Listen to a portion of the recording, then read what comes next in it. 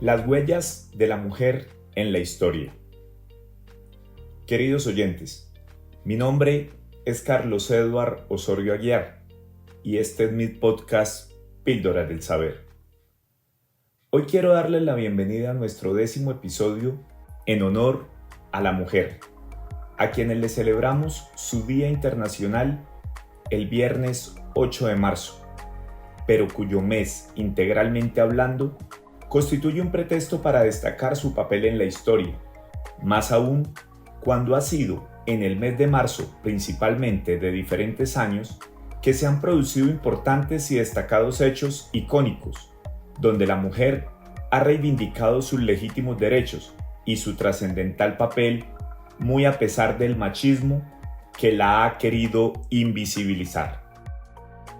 Y antes de entrar en materia, quiero hacer un reconocimiento muy especial, justamente a una destacada mujer. Se trata de la filósofa e historiadora Diana Uribe. Les hablo de una colombiana digna de toda mi admiración, cuyos estudios, enseñanzas y documentales han contribuido de manera significativa a alimentar este relato que hoy les compartimos. ¿Por qué el 8 de marzo? Empezaremos por decir que, como todo en la vida, los hechos tienen antecedentes y la determinación del Día Internacional de la Mujer o del Mes de la Mujer no es la excepción. Cada 8 de marzo el mundo se une para celebrar los logros de las mujeres, destacar las luchas que aún enfrentan y promover la igualdad de género en todas las esferas de la sociedad. Tenemos así que el día 3 de mayo de 1908, en el Teatro Garriott de Chicago, se organizó un acto denominado Día de la Mujer, dedicado a la causa de las obreras y a denunciar la opresión de las mujeres. El 28 de febrero de 1909 se celebra por primera vez en todos los Estados Unidos el Día Nacional de la Mujer, en honor a la huelga de las trabajadoras textileras que protestaron en Chicago y Nueva York por las penosas condiciones de trabajo. Las mujeres huelguistas habían exigido un salario justo, horarios razonables y condiciones de trabajo más seguras. En noviembre de 1909 comenzó la huelga de las camiseras de Nueva York, también conocida como el levantamiento de las 20.000.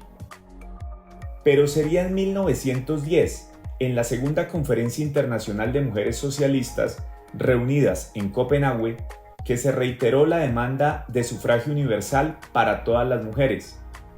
Y a petición de Clara Zetkin, defensora de los derechos de la mujer y líder del Partido Socialdemócrata Alemán, se proclamó el Día Internacional de la Mujer Trabajadora, sin que se hubiera establecido una fecha fija de conmemoración.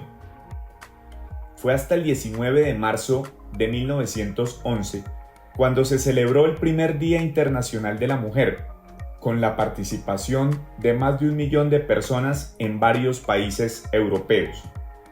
Desde entonces, esta jornada ha sido un recordatorio de la importancia de la solidaridad y la acción colectiva. Un mito urbano, esto es, de difícil comprobación, cuenta que un grupo de 129 mujeres que trabajaban en una fábrica de textiles hicieron una huelga el 8 de marzo de 1908. El jefe de la factoría Cotton de Nueva York, incómodo con la revuelta, habría decidido como represalia prender fuego con ellas adentro. Por su parte, una segunda versión, esta sí comprobada, da cuenta de que en Nueva York existía una fábrica de camisas denominada Triangle Shirtwaist, que funcionaba en los pisos 8º, 9º y 10º de un edificio. El 25 de marzo de 1911, en esa fábrica se produjo un incendio de manera espontánea. 123 mujeres trabajadoras no pudieron escapar de la conflagración, dado que sus empleadores Max Blanc e Isaac Harris ordenaban el cierre de sus puertas durante el horario de trabajo. Las 123 mujeres fallecidas eran de escasos recursos, la mayoría de ellas migrantes europeas que habían viajado hacia Estados Unidos persiguiendo mejores oportunidades. El Día Internacional de la Mujer en Alemania se celebró por primera vez el 8 de marzo de 1914. En Rusia, por ejemplo, el Día de la Mujer tiene un significado histórico profundo.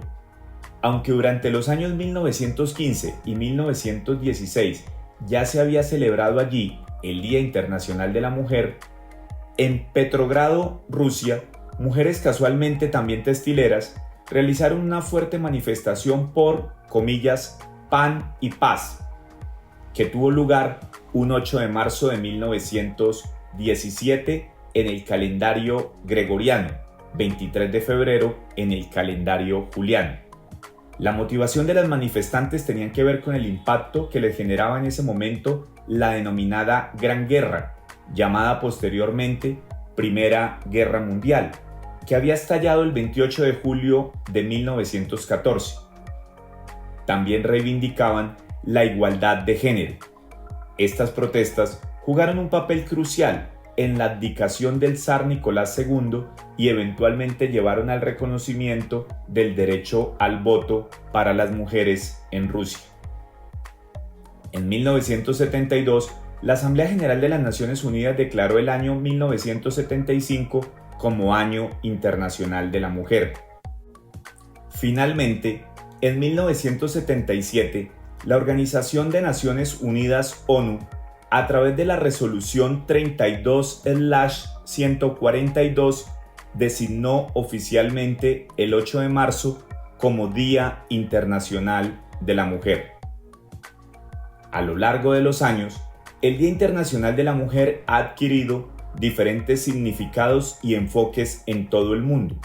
En algunos países es un día festivo con marchas y eventos para conmemorar los logros de las mujeres y resaltar los desafíos que aún enfrentan. En otros lugares es una oportunidad para reconocer el papel fundamental de las mujeres en la sociedad y promover la igualdad de género. La mujer en la historia. Pero si queremos hacer un análisis realmente histórico, debemos ir mucho más atrás del siglo XX. Podríamos empezar con la siguiente cita textual. Abro comillas. Entonces Jehová, Dios, hizo caer un sueño profundo sobre Adán, y mientras éste dormía, tomó una de sus costillas y cerró la carne en su lugar. Y de la costilla que Jehová Dios tomó del hombre, hizo una mujer y la trajo al hombre. Cierro comillas. Génesis 2:21. Es con este pasaje bíblico que nos enseñan desde niños cómo Dios creó a la mujer. Tenemos el conocimiento y la creencia de cómo fue creada la primera mujer en la tierra, de quien descendemos los demás seres humanos. Para algunos se trata de una expresión sublime. Algunos otros consideran que desde la misma creación ya la mujer era mostrada en una situación de sumisión o dependencia, al haber sido creada a partir de la costilla de Adán. Pero ¿qué más sabemos de la mujer en la evolución de la civilización? Lamento decir que el estudio de la mujer como sujeto relevante de la historia sufrió de gran desatención por muchos siglos. Por esto, los primeros estudios de la mujer en la antigüedad son basados en teorías o en textos antiguos que mostraban la apatía de ese entonces hacia la mujer. En honor a la verdad, no siempre la condición de la mujer fue tan desigual, como llegó a serlo durante 2000 años en Occidente. Época primitiva. En los tiempos primitivos y prehistóricos, los humanos se organizaban en tribus, también conocidos como gens, genos, entre otros. Estas tribus o gens, de las cuales actualmente existen varios asentamientos en distintos lugares del mundo, se caracterizan por ser una comunidad que comparte una descendencia en común. En esas épocas primitivas, poco o nada conocían sobre la concepción humana. y es por esto que al ser la mujer quien daba a luz, en algunas tribus o genos se les otorgaba poder, lo que se puede conocer como matrilinealidad, que algunos llaman matriarcados, pero que antropólogos y científicos prefieren llamar matrilinealidad, que no es otra cosa que un sistema de linaje que reconoce a la madre como ancestro familiar. Se conoce como derecho materno, que fue desapareciendo con la llegada de la unión matrimonial monogámica, cuando empezó a instaurarse la propiedad privada y el Estado. Su mayor esplendor, según el autor Gerda Lerner, se dio en un periodo de 2500 años, comprendido entre 3100 y el 600 a.C. Algunas tribus matriarcales que perduran hoy en día son los Cherokee, Choctaw, Gitxsan, Haidar, Hopi, Iroqueses y Navajos.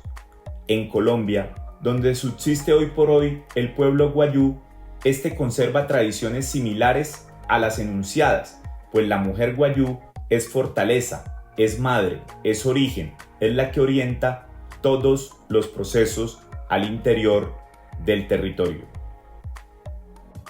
Los celtas, que fueron un grupo de tribus que vivieron en la parte central y occidental de Europa, cuya existencia data del siglo VIII hasta el I a.C., cuando fueron erradicados por los romanos, tuvieron una igualdad de derechos entre el hombre y la mujer.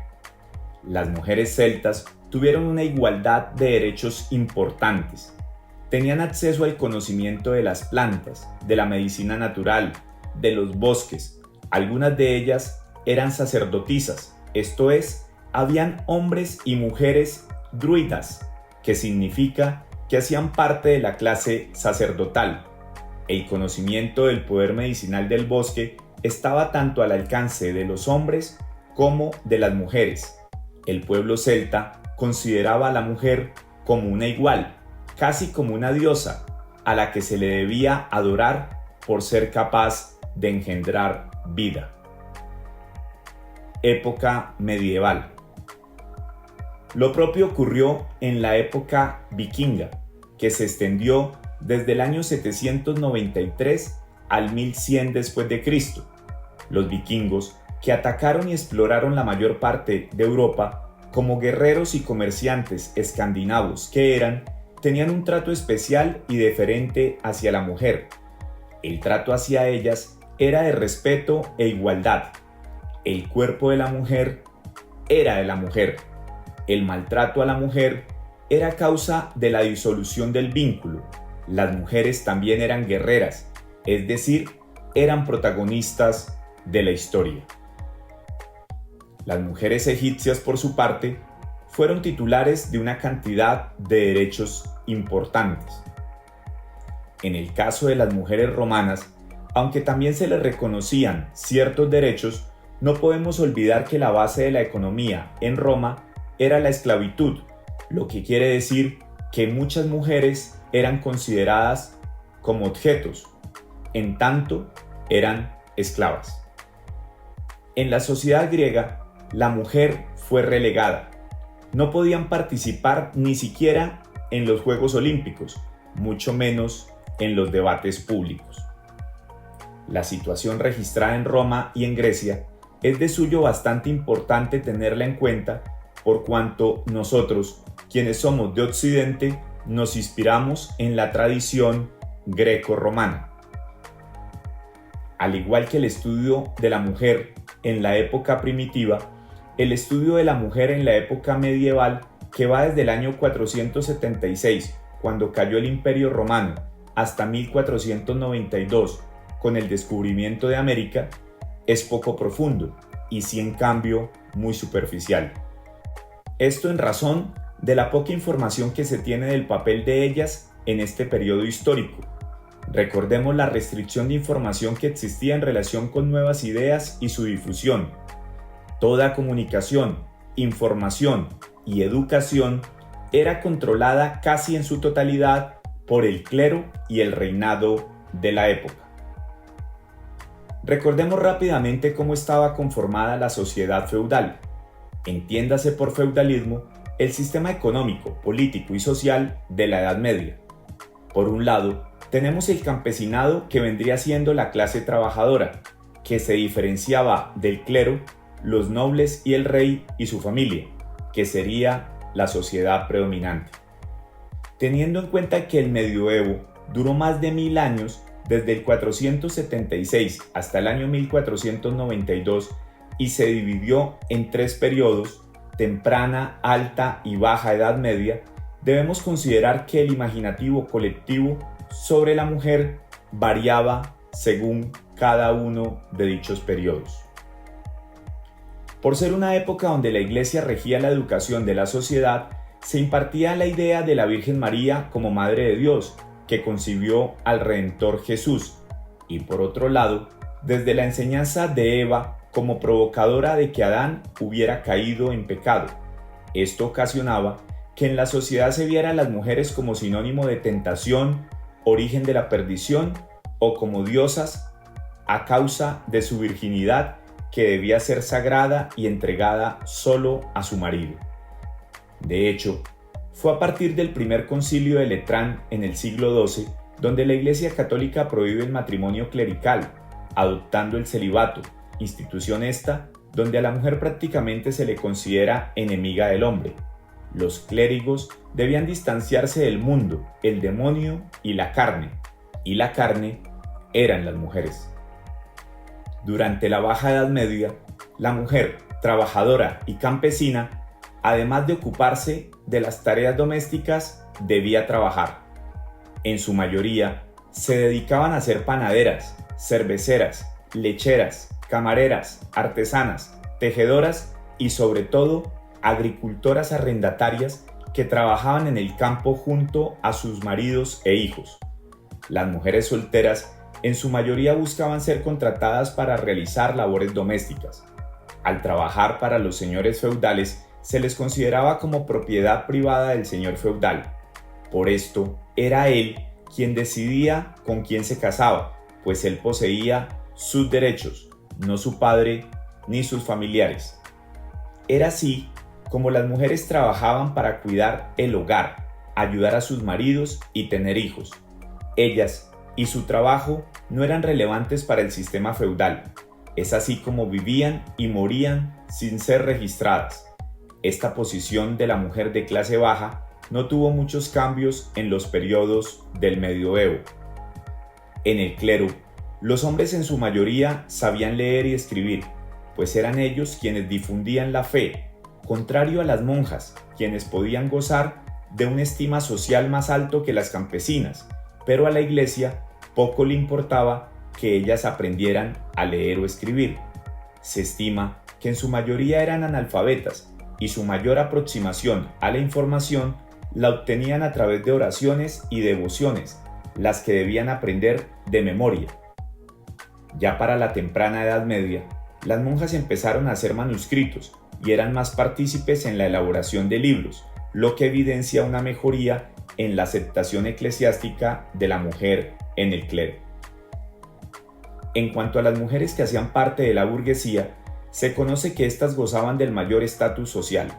Las mujeres casadas por lo general eran partícipes de los negocios de sus maridos y cuando estos fallecían heredaban sus tierras, que eran un significado no solo de riqueza sino de poder, y se hacían cargo de los negocios que sus maridos dejaban. Por esto, las mujeres que enviudaron se convirtieron en grandes terratenientes y lograron gozar de respeto en la sociedad. En la segunda mitad del siglo IX, cuando los vikingos, que como dijimos, fueron bastante evolucionados reconociendo igualdad de derechos entre hombres y mujeres, hacen el pacto con Francia y su rey Carlos el Simple, a quien juran lealtad. En ese momento, los vikingos se cristianizan, y cuando se cristianizan, los derechos de las mujeres en el mundo vikingo se pierden, porque quedan sometidos a las leyes que se estaban viviendo en el mundo de la Europa continental de la época, como lo fueron las leyes sálicas, que regularon la sucesión monárquica desde el siglo IX y hasta 1789 a favor exclusivamente de los varones, y de otras normas que prácticamente anulaban a las representantes del género femenino. En conclusión, las mujeres en la Edad Media eran consideradas una posesión del hombre e inferiores a él. Sin embargo, durante este largo periodo de la Edad Media, las mujeres poco a poco fueron buscando su lugar importante en la sociedad y en la historia, reconociendo que las que lograron hacerlo fueron casi que en su totalidad de la clase alta. Época moderna. Pero es en la modernidad, paradójicamente, esto es, desde 1492 hasta nuestros días, donde se empieza a invisibilizar con mayor intensidad a la mujer. En la medida que llega esta época, la mujer no juega ningún papel ni en lo sagrado ni en lo político. Al sacar la figura de la Virgen María del protestantismo, lo femenino queda por fuera de lo sagrado. La mujer entra en una desventaja y es por esto que al interior del protestantismo se dan movimientos feministas muy fuertes. Se realza la dicotomía entre la Virgen, una mujer impoluta, y María Magdalena, quien es considerada una mujer de vida silenciosa. Las excluyen del mundo del saber. Lo primero que hacen es penalizar el conocimiento de las plantas y de las religiones del bosque. El conocimiento milenario y ancestral de las mujeres es proscrito. A las mujeres que poseían ese conocimiento las consideran brujas y las van a quemar por eso. Así, las sacan de la medicina. También pierden el dominio sobre su propio cuerpo, el cual, en tanto propiedad del marido o del señor feudal, hacían parte de su patrimonio y por ende de las instituciones. Es entre finales de la Edad Media y comienzos de la modernidad, esto es, entre los años de 1450 y 1750, donde se viene a dar la cacería o caza de brujas. En Escocia fue particularmente cruel, donde la mujer era propiedad del hombre. Justamente en este país, los jacobitas acusaron a las brujas de haber generado una tormenta, evitando que Jacobo I llegara a Escocia, derivándose una cacería de brujas que luego de cazadas eran asesinadas. En la localidad de Salem, Massachusetts, Estados Unidos, por ejemplo, se registró entre 1692 y 1693 el juicio contra varias mujeres acusadas de practicar la brujería. Las denunciantes, un grupo de adolescentes, empezaron a sufrir convulsiones y espasmos incontrolables. Se considera que por lo menos 20 mujeres fueron ejecutadas por este motivo en esta ciudad. A la mujer en la historia se le asoció a la brujería, básicamente por el conocimiento de las plantas, por reclamar autonomía, por mandarse en solas. La expresión coloquial a propósito y conocida como ¿usted cree que se manda sola?, tiene que ver con este contexto histórico que comentamos. La modernidad, entonces, invisibiliza a las mujeres en todos los aspectos, en la ciencia, en el arte. Fue el caso de Artemisia Lomi Gentileschi, quien como pintora barroca italiana, que nació en Roma en 1593 y murió en Nápoles hacia 1656, tenía que meterse en las iglesias para poder tener acceso al saber y al conocimiento. Solo las mujeres, como Sor Juana Inés de la Cruz, que se metían a las abadías y a los conventos, podían acercarse a la ciencia. En la vida cotidiana, le estuvo siempre negada a las mujeres la educación, la lectura. A muchas les tocó hacerse pasar por hombres y cambiar sus propios nombres para poder adquirir cultura y hacer conocer anónimamente sus obras y su ingenio. Para 1789, el mundo conoció la Declaración de los Derechos del Hombre y del Ciudadano, que en sí fue un documento que consagró los valores de la Revolución Francesa y un hito en la historia de los derechos humanos. No obstante, la Declaración de los Derechos del Hombre fue creada para los ciudadanos, y aquí es donde debemos preguntarnos, ¿quiénes se consideraban ciudadanos en la Francia del siglo XVIII? Se consideraban ciudadanos a los propietarios varones mayores de 25 años que pagaban sus impuestos y no podían ser definidos como siervos. Las mujeres, los esclavos y los extranjeros quedaban excluidos del proceso democrático. En un ambiente revolucionario, inspirado por la Ilustración, en el cual las mujeres entendían y se atrevían a alzar la voz, no dudaron en cuestionar por qué no eran tenidas en cuenta en el documento publicado sobre los derechos del hombre. Realizaron la Marcha de las Mujeres de Versalles, redactaron una petición a la Asamblea Nacional que proponía un decreto que proclamaba la igualdad de las mujeres, que adicionalmente pedía la abolición de la esclavitud. Estas acciones no fueron tenidas en cuenta por la Asamblea Nacional. Muy por el contrario, calificaron la actitud de las mujeres como histerias provocadas por el ambiente revolucionario, minimizando sus reclamos. Fue Olimpia de Gouges quien en 1791 redactó la Declaración de los Derechos de la Mujer y de la Ciudadana. El documento contenía el texto de la Declaración de los Derechos del Hombre y en forma de protesta lo modificó queriendo exponer la desigualdad que profesaba el documento original. Esto desencadenó la ejecución de Olimpia de Gouges en 1793, pero dejó sembrado en muchas mujeres de la época el sentimiento de defender sus propios derechos.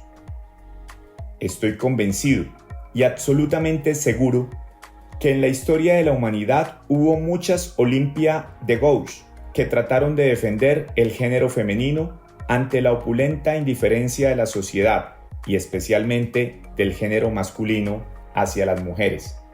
Sin embargo, lastimosamente, es muy probable que las mujeres que marcaron la diferencia luchando por sus derechos no quedaron registradas en la historia. La mujer en el siglo XX. La mujer logra el voto en el siglo XX y en condiciones muy limitadas.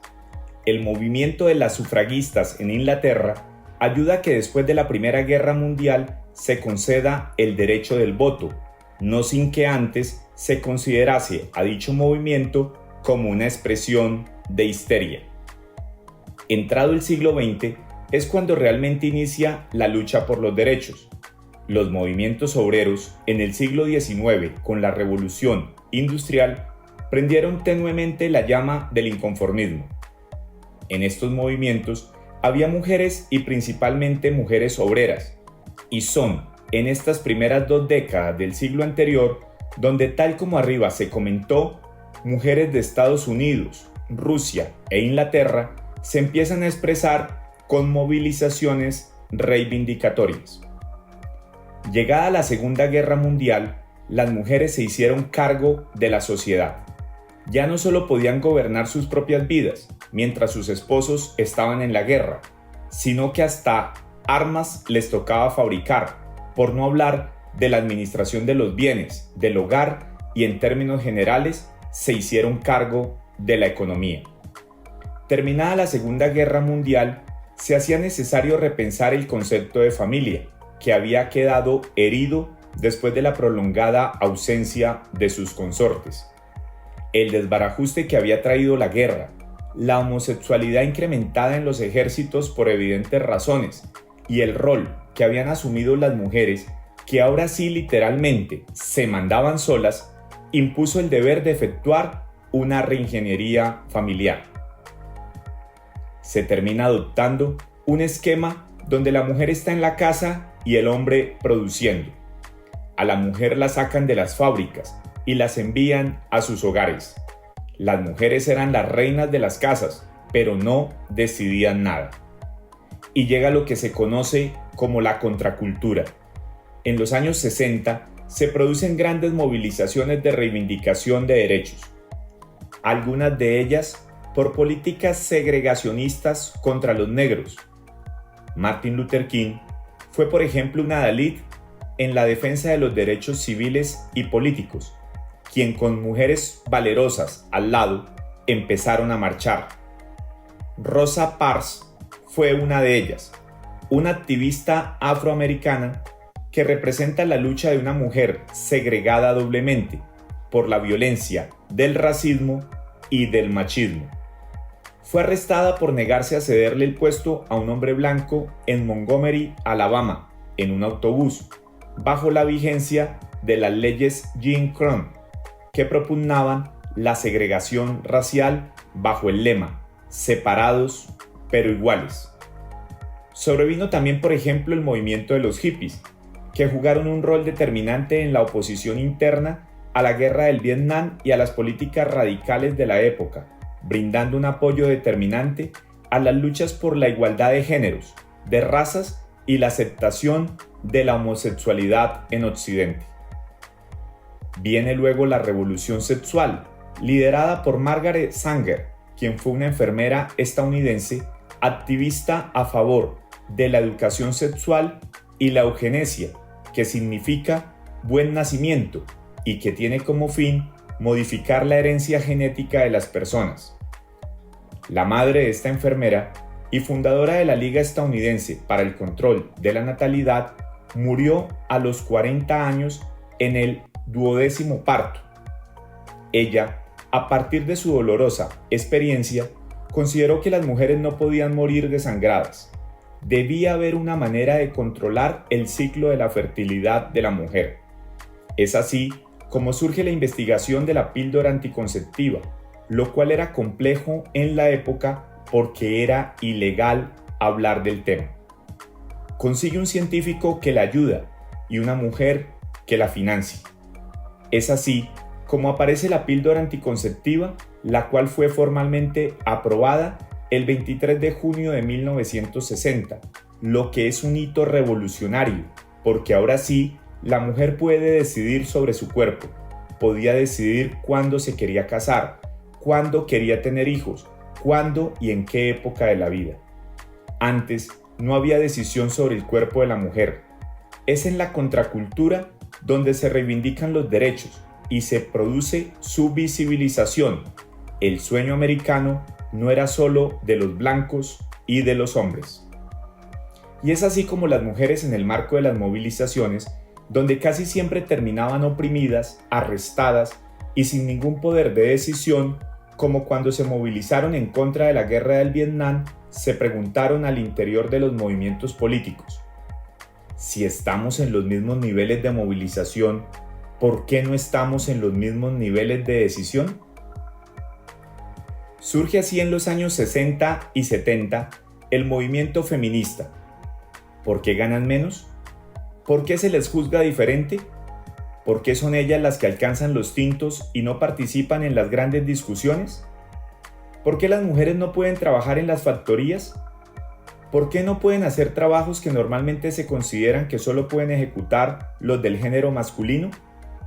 ¿Por qué una determinada cantidad de oficios no se consideran femeninos?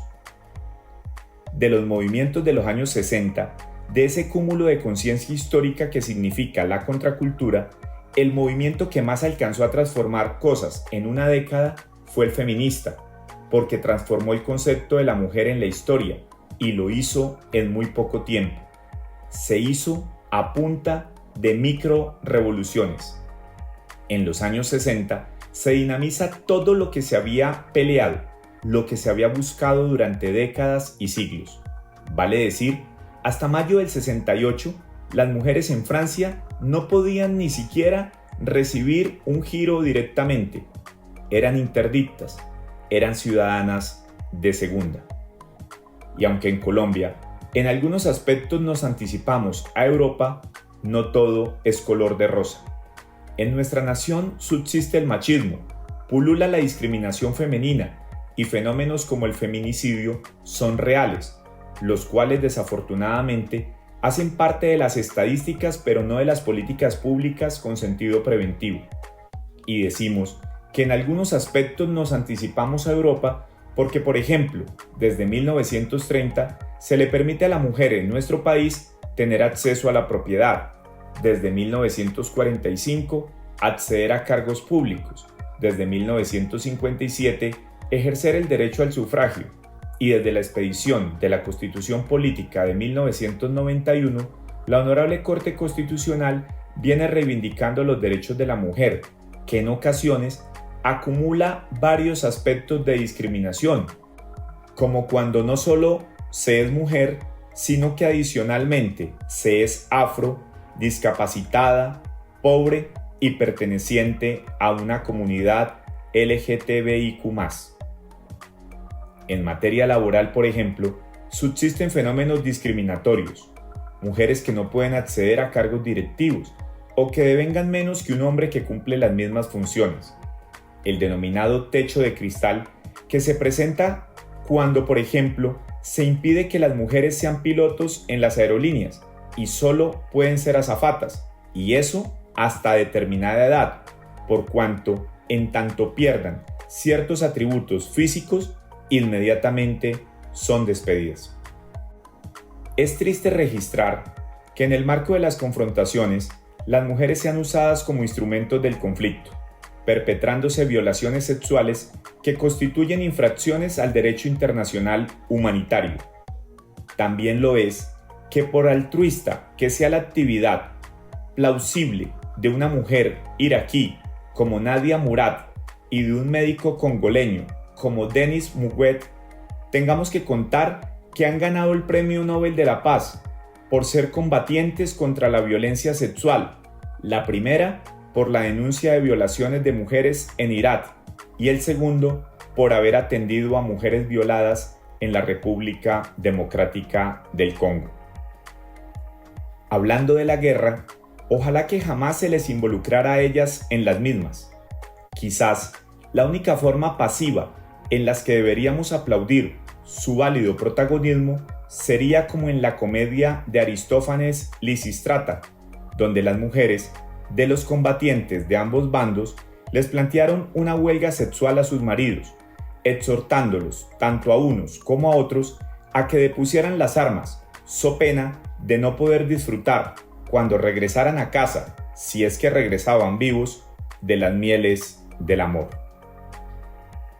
A la situación de discriminación de las mujeres en América Latina y específicamente en Colombia, se unen la pobreza y la desigualdad, la cual no es tan acentuada en Europa y Norteamérica, por lo que en esta parte del hemisferio se hace más aguda la problemática. Para alcanzar la equidad de género sin dogmatismos ni fundamentalismos, es necesario abordar estas disparidades estructurales, promoviendo políticas y programas que garanticen que todas las mujeres tengan acceso a los mismos derechos y oportunidades, independientemente de su origen, ubicación o circunstancias personales. Esto puede implicar la implementación de políticas de discriminación positiva, la asignación de recursos adicionales a comunidades marginales y la promoción de la participación activa de las mujeres en la toma de decisiones en todos los niveles. Es importante reconocer y resaltar que la equidad de género no solo beneficia a las mujeres, sino a toda la sociedad en general. Cuando las mujeres tienen acceso a la educación, la atención médica, el empleo digno y la participación política, tienen la oportunidad de contribuir plenamente al desarrollo económico, social y político del país. Esto no solo mejora la calidad de vida de las mujeres, sino que también fortalece a las comunidades y promueve un futuro más justo y equitativo para todos. Cabe también destacar la situación de las mujeres afrodescendientes e indígenas en Colombia. Estas mujeres se enfrentan múltiples formas de discriminación y marginalización debido a su género, origen étnico y condiciones socioeconómicas. Las organizaciones de mujeres afrocolombianas e indígenas están liderando la lucha por el reconocimiento de sus derechos y la inclusión en la toma de decisiones a nivel local y nacional. Otro aspecto a considerar es el impacto de la violencia de género en Colombia. El país ha enfrentado décadas de conflicto armado que ha dejado a muchas mujeres expuestas a la violencia sexual, la violencia doméstica y otras formas de violencia de género. El gobierno colombiano y la sociedad en su conjunto deben actuar y tomar medidas para prevenir y abordar la violencia de género, así como para garantizar la protección y el acceso a la justicia para las víctimas. En este contexto, la defensa y honra de la mujer, hoy por hoy, cobran una relevancia especial en Colombia y en todo el mundo. La equidad de género no solo es hablar de la igualdad de derechos y oportunidades, sino también de la eliminación de las barreras estructurales y sociales que perpetúan la discriminación y la desigualdad de todas las personas, las cuales, independientemente de su género, deben tener la oportunidad de vivir una vida digna y plena. La defensa de los derechos de la mujer nos convida necesariamente a reivindicar la igualdad, no solo de derechos como declaraciones románticas, sino también de oportunidades reales, tangibles y materiales, teniendo claro que después de tantos años de discriminación hacia ellas, lo que se impone hoy por hoy es la promoción de políticas públicas que le permita, de manera especial al género femenino, superar todas las barreras y talanqueras, así como la cruz que por los siglos de los siglos han cargado y que han profundizado las brechas entre hombres y mujeres, dando como resultado un rezago que vivenciamos hoy en día en detrimento de estas últimas. No olvidemos que la equidad implica considerar las diferentes realidades y necesidades de las personas, asegurando que todas tengan acceso a los mismos derechos y oportunidades. Muchas gracias por haberme acompañado hasta el final de su podcast Píldoras del Saber, dedicado a todas las mujeres que como madres, esposas, hijas, hermanas, amigas y demás juegan un papel insustituible en el planeta. Hasta pronto.